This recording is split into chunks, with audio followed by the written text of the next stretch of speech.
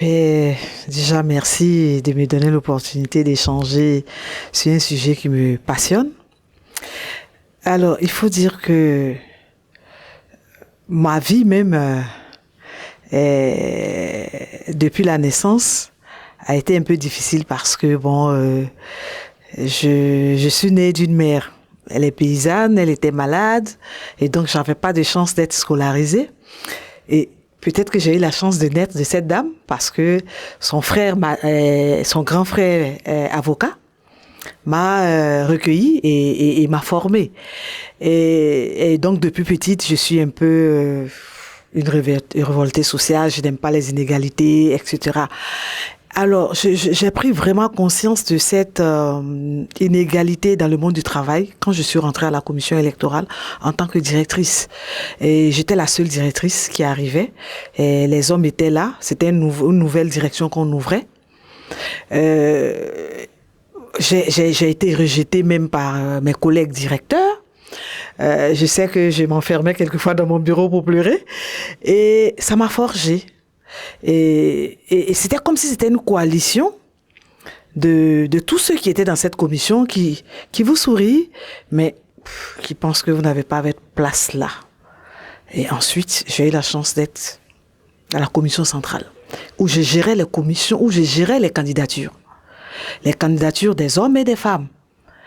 Mais c'est là que j'ai vu les violences contre les femmes, dans le milieu politique. Où ce sont des femmes qui sont de leur parti politique. Mais les partis politiques les présentent, mais n'en veulent pas en fait. Et par derrière, les obligent à retirer les candidatures. Et moi, par nature, j'ai été syndicaliste, puisque j'ai été enseignante. Je me suis engagée à défendre ces femmes-là, à pousser leurs dossiers, à les aider à monter des dossiers propres, pour qu'il n'y ait rien à dire. Mais j'ai été confrontée à beaucoup de choses avec la commission centrale, mes collègues. Mais bon, ça a marché. Et il faut faire prendre conscience aux femmes qu'elles ont de la valeur. Il faut les mettre en confiance, les encourager à y aller, même si ça ne marche pas, qu'elles continuent. Et je pense que ça marche et ça devrait pouvoir marcher pour que ce monde-là soit plus égalitaire. Parce que laisser de côté 50% de l'expertise mondiale, je pense que ce monde ne peut pas être équilibré.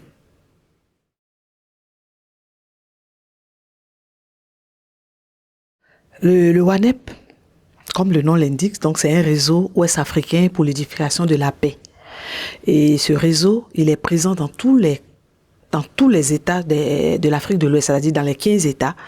Et il fonctionne, c'est un réseau d'organisation de la société civile, mais il fonctionne avec des programmes.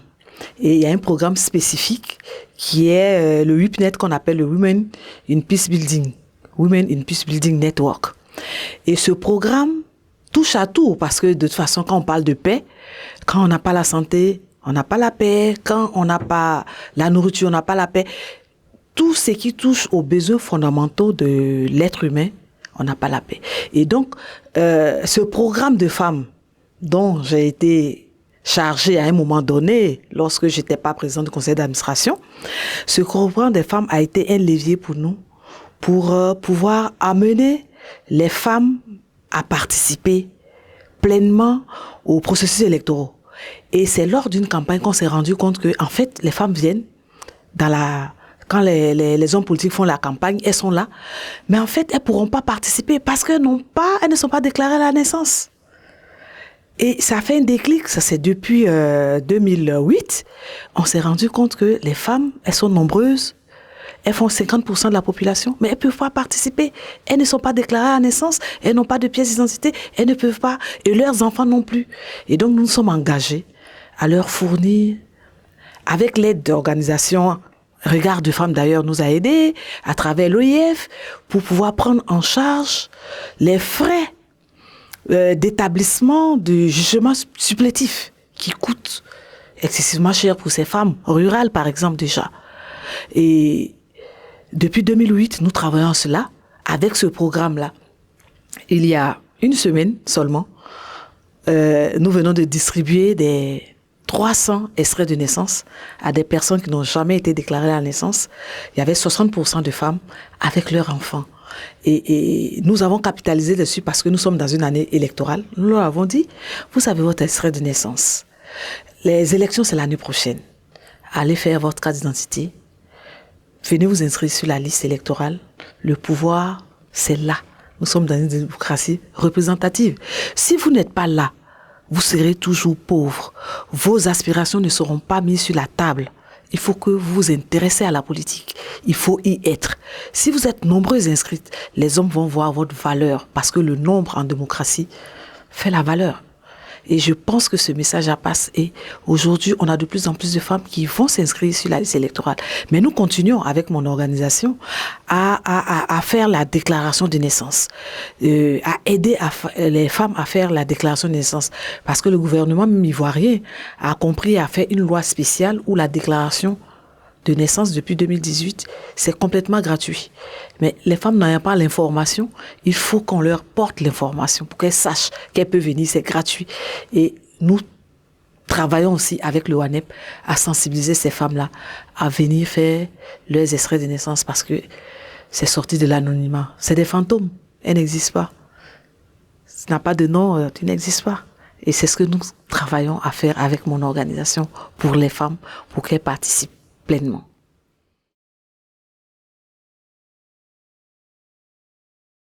Oui, cette recommandation est la bienvenue, la recommandation RG40. J'y ai participé, j'ai fait des recommandations avec le Forum africain puisque il y a eu un forum une conférence dans tous les continents pour prendre les aspirations.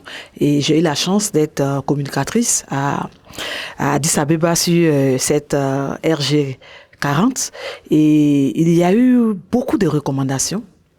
Mais comme je le disais à l'initiatrice, Madame la ministre Améline, il faut aller au-delà. Il faut pousser les États, parce que on l'a vu avec la résolution 1325. On a eu les plans d'action nationaux, mais ça n'a rien donné, parce qu'il n'y avait pas le financement qui accompagnait. Et donc, les femmes, dans paix et sécurité, l'agenda n'a pas véritablement bougé. Et nous espérons qu'avec cette RG40, avec la CEDEF qui date depuis 1979, les actions concrètes de dire que ça va être mis 50-50 dans les constitutions, je pense que c'est un levier important. Il faut légiférer.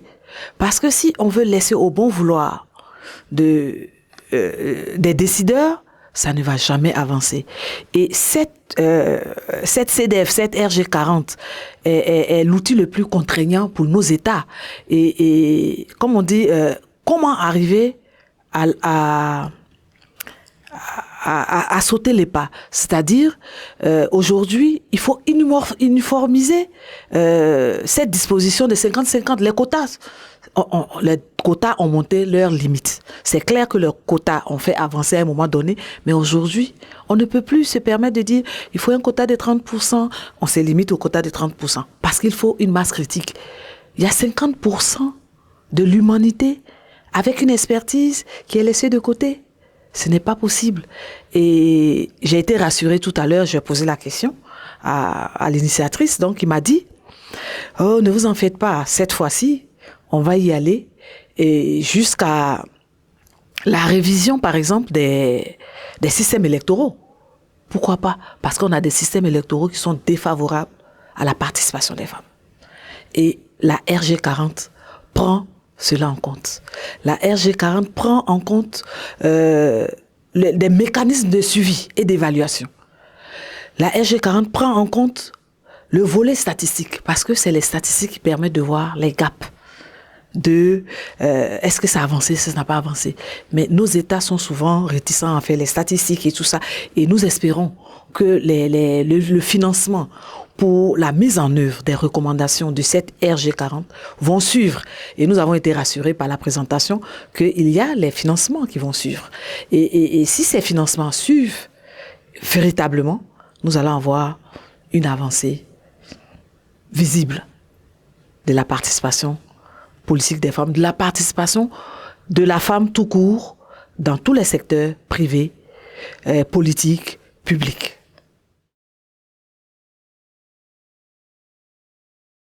Ah oui, ce colloque a rassemblé, je pense, ce qu'il y a de meilleur ou de sommité parmi les féministes. Parce qu'il ne s'agit pas seulement d'avoir le nombre, la masse critique de femmes. Il faut des femmes engagées.